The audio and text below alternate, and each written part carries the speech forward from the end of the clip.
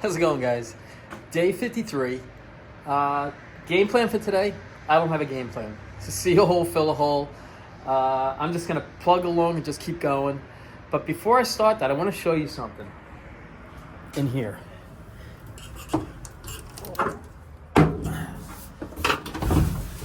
All right. You see this dome light? It's got a tab here and a tab here. And it sits in here, in these two plastic pieces, and they don't chrome those two plastic pieces, because if you chrome it, it's going to conduct like a ground, and it's going to give you a short. So, and I know this through experience. This right here, this chrome, how it stops here. The problem is they didn't do it on the other side. So where it clips in, I'm not saying all of them, but I've come across a few of them where this chrome, where it ends here on the other side, it's chromed all around on the other side of this. It acts as a short. So you'll park your car, and a day or so you're going to be like, why's my battery dead? It took me maybe about 2 months to figure this out in my son's car. And I'm sure you can guess what kind of car my son has. So I'm going to show you. My son and I actually built a car for him about 7 years ago. And it's a pretty cool. I wish I would have had a lot more videos. I have pictures of it. It was a complete mess, and then I'll show you. But back to this. I'm sorry. The reason why it took me a while to figure it out was one day I just unplugged the interior light. This light runs down and there's a harness. It plugs into a harness back in there. From this line, this intermediate harness, it plugs into there. I unplugged it. Battery never went dead. Never went dead. So I figured it was the interior light.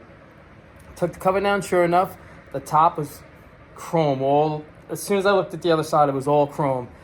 I grinded some of that away, I cleaned it up, I put it back together. Battery never went dead again. So I figured maybe that'll save you a little bit of aggravation, because it was 2 months worth of aggravation with me. So I'm going to just keep moving along, and here we go.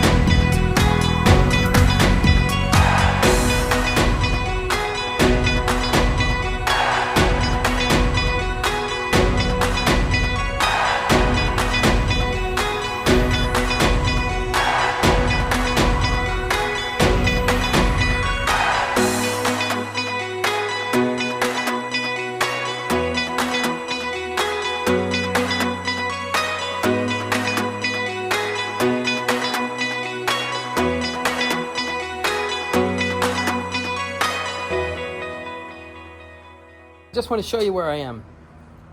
Right over here, like this bumper, there's a bumper bolt under there. And if you look underneath here, this little bracket mounts to the bottom of the lower valance. It's the same on both sides.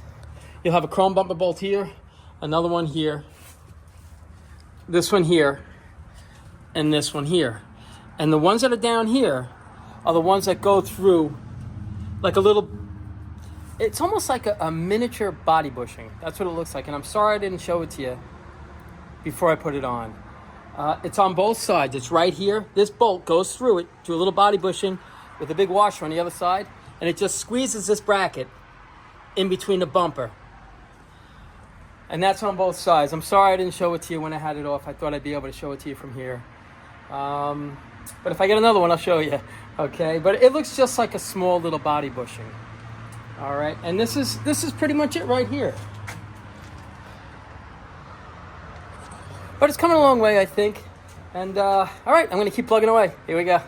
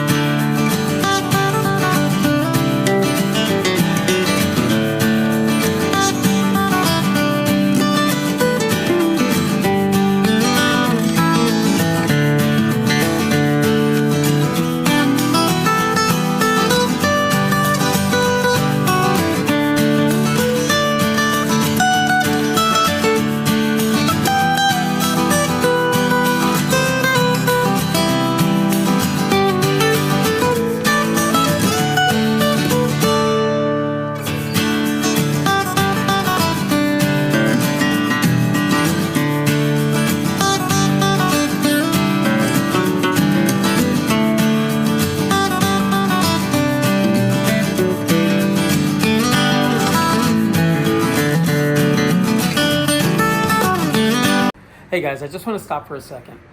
All the wiring in this car is all gone. There's no wiring left in this car.